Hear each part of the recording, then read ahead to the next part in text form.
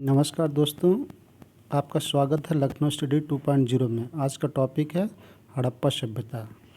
सभ्यता से पहले हमारे पास संस्कृति होती है। छोटी छोटी चीज़ें मिला के संस्कृति बनती है और संस्कृति से मिला के सभ्यता बनती है।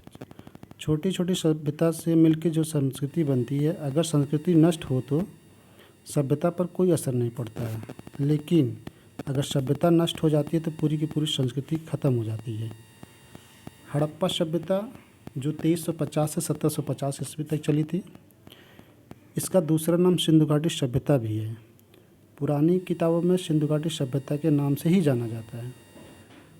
इसलिए जाना जाता है क्योंकि सर्वाधिक सभ्यता सिंधु नदी के किनारे मिलती है, इसलिए जॉन मार्शल ने इसे सिंधु घाटी सभ्यता नाम दिया था।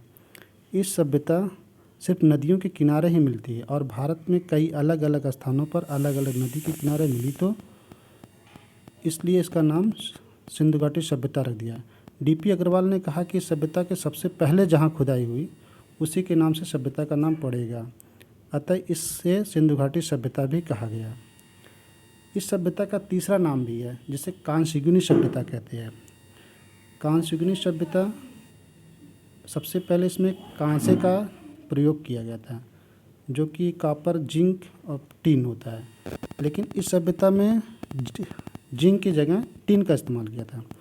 तांबा और जस्ता को मिलाकर कांसा बनता, लेकिन इस सभ्यता में जस्ता न मिलाकर टिन का इस्तेमाल होता था।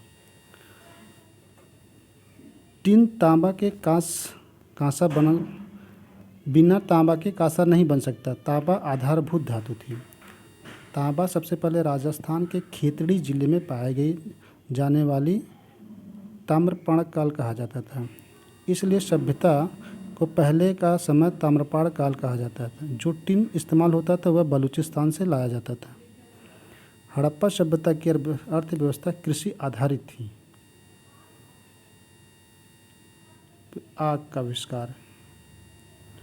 हड़प्पा सभ्यता के बारे में सबसे पहले जिसने जानकारी दी थी 1826 में चार्ल्स मेंशन ने सबसे पहले जानकारी दी थी। इसी समय अलेक्जेंडर कनिंघम, जो एक पुरातात्विक खगोलशास्त्री था, उनके पास एक सींग वाला हिरन का चित्र व मुहर मिली थी। कर्जन ने कनिंघम की बातों को आधार मानकर 1903 में पुरातत्व विभाग का गठन किया, इसलिए कनिंघम को पुरातत्व का पिता कहा जाता है। Thank you.